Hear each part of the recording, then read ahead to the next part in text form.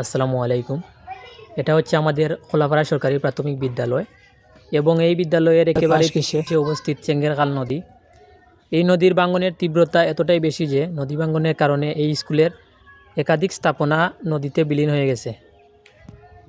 অবশিষ্ট স্থাপনাগুলো রক্ষা করার জন্য এখানে সরকারি বরাদ্দকৃত বাজেটের কিছু কাজ করানো হয়েছে। এই দেখেন, কাজটা করার 4-5 দিনের মাথায় ব্যাপক আকারে আবারও শুরু হয়েছে ভাঙন।